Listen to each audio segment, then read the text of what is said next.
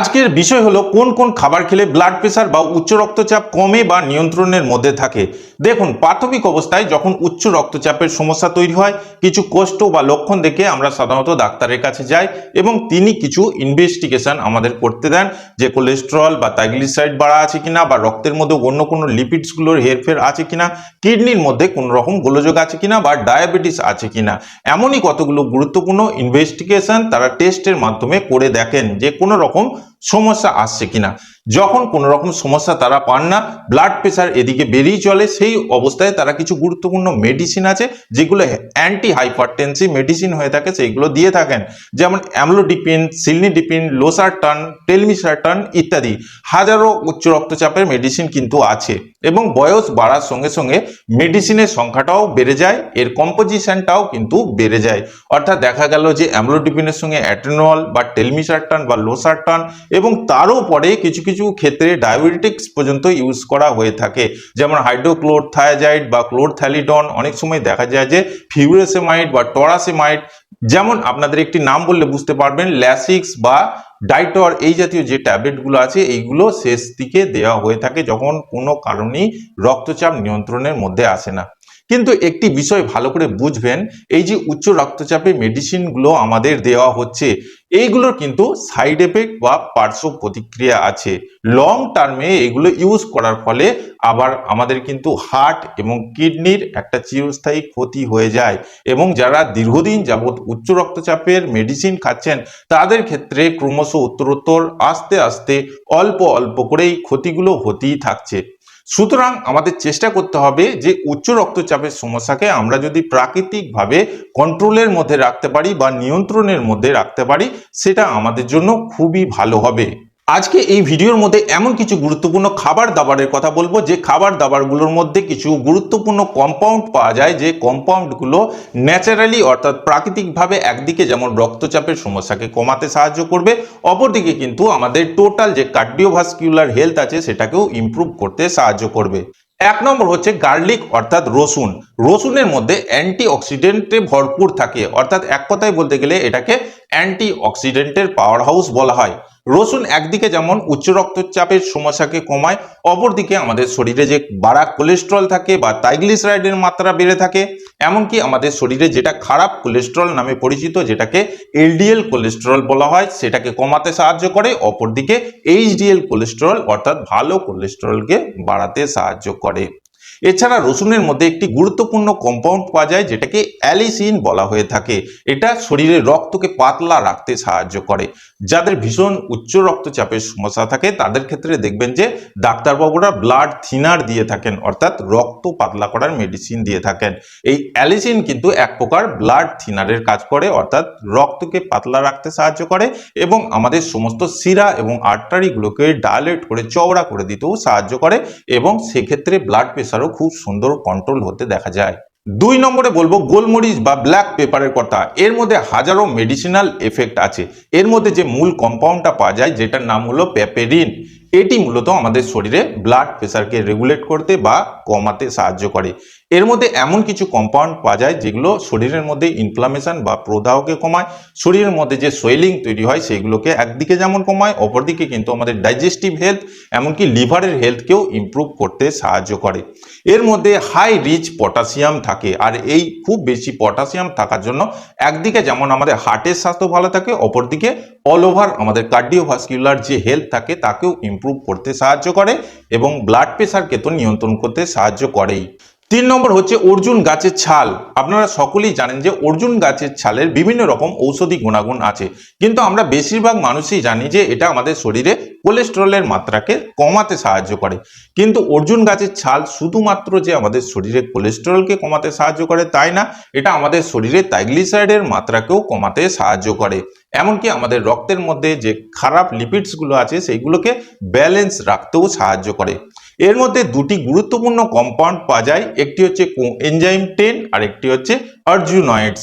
এই দুটো কম্পাউন্ডেরই মূলত মেডিসিনাল এফেক্ট আছে এবং এটা আমাদের শরীরে বিভিন্ন রকম রোগ ভোগকে কমাতে সাহায্য করে। বিশেষ করে এই যে কোএনজাইম 10 কম্পাউন্ডটি আছে, এটা আমাদের হার্টের উপরে যে মাসেলসগুলো আছে সেইগুলোর ভীষণ প্রয়োজন হয়ে থাকে। যখন বয়স বাড়ার সঙ্গে সঙ্গে আমাদের শরীরে কোএনজাইম 10 এর অভাব হয়ে যায় তখন কিন্তু হার্টের যে পেশি বা মাসেলগুলো আছে ওইগুলো খুব দুর্বল হয়ে যায়। আর এই কারণে আমাদের বুক ধড়ফড়, প্যালপিটেশন, হার্ট রেট ইরেগুলার হয়ে যাওয়া এই ধরনের যে সমস্যা আছে এবং তার সঙ্গে ব্লাড প্রেসার ফ্ল্যাকচুয়েট করা এই ধরনের সমস্যা হতে দেখা যায়। তাই প্রতিদিন যদি অর্জুন গাছের ছাল সেবন করা যায় সেক্ষেত্রে কিন্তু আমাদের শরীরে নিয়মিত কোএনজাইম 10 যাবে। একদিকে এটা যেমন আমাদের হার্টের পেশি বা মাসেলকে শক্তিশালী করবে, অপরদিকে বুক ধড়ফড়ের সমস্যা, হার্টবিট ইরেগুলার হয়ে যাওয়া এই ধরনের যে সমস্যাগুলো আছে এবং সঙ্গে ব্লাড প্রেসারের সমস্যা তো আছেই, এইগুলোকে কন্ট্রোল বা নিয়ন্ত্রণ করতে সাহায্য করবে। অর্জুন গাছের ছালের মধ্যে অর্জুনাইডস বলে যে কম্পাউন্ডটি পাওয়া যায় সেটি কিন্তু আমাদের শিরা উপশিরার যে পরিধিটা থাকে সেটাকে ডায়ালেট করে দিতে সাহায্য করে। দেখবেন যখন খুব বেশি রক্তচাপের সমস্যা থাকে তখন ডাক্তারবাবুরা আপনাদের বিভিন্ন রকম মেডিসিন দিয়ে থাকেন, যেমন অ্যামলোডিপিন বা সিলনিডিপিন। এই মেডিসিনগুলো কিন্তু আমাদের শিরা উপশিরার যে পরিধিটা থাকে সেটাকে খানিকটা বাড়িয়ে দিতে বা ডায়ালেট করে দিতে সাহায্য করে। অর্জুন গাছের ছালের মধ্যে এই যে অর্জুনাইডস বলে কম্পাউন্ডটি থাকে এটিও কিন্তু সেম কাজ করে থাকে। তাই রক্তচাপ নিয়ন্ত্রণের ক্ষেত্রে ওভারঅল আমাদের হার্টের স্বাস্থ্য অর্থাৎ কার্ডিওভাস্কুলার হেলথকে ইমপ্রুভ করার জন্য অর্জুন গাছের ছাল অবশ্যই কিন্তু সেবন করা উচিত। 4 নম্বরে বলবো আমলকির কথা। আমলকির মধ্যে ভরপুর মাত্রায় ভিটামিন সি থাকে, যেটা এক প্রকার হাই অ্যান্টিঅক্সিডেন্ট হয়ে থাকে। আপনারা সকলেই জানেন যে অ্যান্টিঅক্সিডেন্ট আমাদের শরীরে যেসব অক্সিডেটিভ স্ট্রেস তৈরি হয় সেগুলোকে দমন করতে বা নিয়ন্ত্রণ করতে সাহায্য করে। আমাদের শরীরে অনেক সময় দেখা যায় যে ধীরে ধীরে বিভিন্নভাবে বিভিন্ন রোগভোগের কারণে অক্সিডেটিভ স্ট্রেস ভীষণভাবে বেড়ে যায়, আর এটা একদিকে কিন্তু আমাদের এই ব্লাড প্রেসারকে উপরের দিকে তুলে দিতে সাহায্য করে বা বাড়িয়ে দিতে সাহায্য করে। তাই যদি আমরা আমলকি ডেলি বেসিসে সেবন করি সেক্ষেত্রে আমাদের শরীরে অক্সিডেটিভ স্ট্রেসের মাত্রা কমতে আরম্ভ করবে এবং আমাদের শরীরে যে ফ্রি রেডিক্যাল ড্যামেজগুলো আছে সেইগুলো কিন্তু প্রিভেন্ট হবে। তাই ডেলি বেসিসে আমলকি সেবনেও কিন্তু আমাদের শরীরে রক্তচাপের সমস্যা কমতে দেখা যায় এবং সেটা পরোক্ষভাবে। 5 নম্বর যে ফুড আইটেমটির কথা বলবো সেটি হলো ঢ্যাঁড়স অর্থাৎ লেডিস ফিঙ্গার। এই ঢ্যাঁড়সের মধ্যে এমন কিছু কম্পাউন্ড থাকে এবং এসেন্সিয়াল প্রপার্টিজ থাকে যেগুলো ব্লাড প্রেসারকে রেগুলেট করতে বা কমাতে সাহায্য করে। একটি সমীক্ষায় জানা গেছে ঢ্যাঁড়সের দানা এবং ঢ্যাঁড়স ভাঙলে যে জেল টাইপের রসটা বেরোয় ওর মধ্যে এমন কিছু এসেন্সিয়াল প্রপার্টিজ বা কম্পাউন্ড পাওয়া যায় যেগুলো আমাদের হার্টের স্বাস্থ্যের জন্য খুব ভালো। এমনকি এর মধ্যে কোনো রকম ফ্যাট থাকে না। আর আপনারা দেখবেন যারা খুব বেশি মোটাসোটা মানুষ তাদেরই কিন্তু ব্লাড প্রেসারের সমস্যা সব থেকে বেশি হতে দেখা যায়।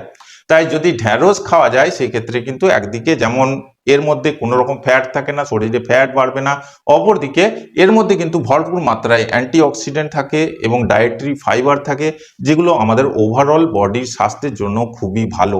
এইগুলো আমাদের হার্টের হেলথকেও কিন্তু ইমপ্রুভ করতে সাহায্য করে এবং ফ্রি রেডিক্যাল থেকে আমাদের বাঁচিয়ে দেয়। তাই ডেলি বেসিসে কিন্তু অবশ্যই ঢ্যাঁড়স সেবন করা উচিত, এতে পরোক্ষভাবে আমাদের রক্তচাপের সমস্যা কমতে দেখা যায়। এইবার আপনাদের এই 5টি ফুড আইটেমকে খাওয়ার নিয়ম সম্পর্কে খুব দ্রুত সংক্ষেপে জানিয়ে দেবো।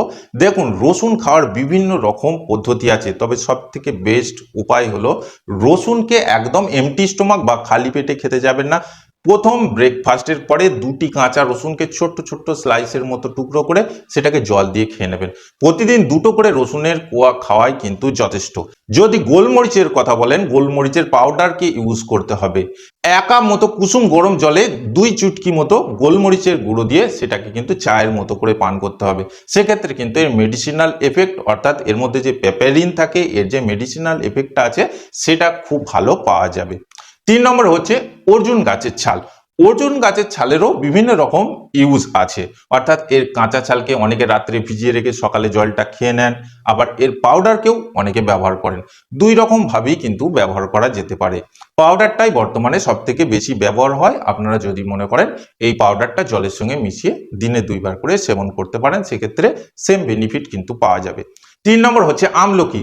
আমলকিকে কাঁচা সেবন করা যায় এবং এর মোরব্বা তৈরি করে সেটাকেও খাওয়া যায়, বা শুকনো আমলকি পাওয়া যায় সেটাকেও খাওয়া যেতে পারে এবং এর পাউডার ফর্ম ও জুস ফর্মে এগুলো মার্কেটে অ্যাভেলেবেল আছে, এইগুলোকেও আপনারা সেবন করতে পারেন, সেম বেনিফিট কিন্তু পেয়ে যাবেন অর্থাৎ রক্তচাপের সমস্যার ক্ষেত্রে।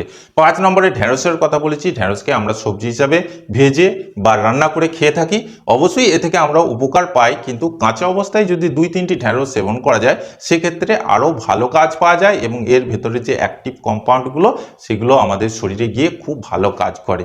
তো বন্ধুরা, আজকে এই ভিডিওর মধ্যে 5টি গুরুত্বপূর্ণ খাবার দাবারের কথা বললাম, যে খাবার দাবারগুলো ন্যাচারালি অর্থাৎ প্রাকৃতিকভাবে উচ্চ রক্তচাপের সমস্যাকে নিয়ন্ত্রণ করতে সাহায্য করে। তবে এই খাবার দাবারগুলো আপনারা যখন শুরু করবেন, মেডিসিন কিন্তু কোনো রকমভাবেই বন্ধ দেবেন না। আপনারা ডাক্তারের পরামর্শ ছাড়া রক্তচাপের মেডিসিন কোনো রকমভাবেই বন্ধ দেবেন না।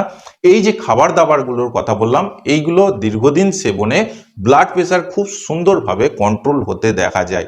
যাদের ক্ষেত্রে অল্প স্বল্প রক্তচাপের সমস্যা আছে, তারা প্রাথমিকভাবে যারা মেডিসিন খাচ্ছেন না, তারা এই সমস্ত ফুড আইটেমগুলোকে অবশ্যই ডেলি বেসিসে খেতে পারেন, দেখবেন খুব সুন্দর রেজাল্ট পাবেন। তো বন্ধুরা, আশা করছি আজকের ভিডিওটি আপনাদের ভালো লেগেছে।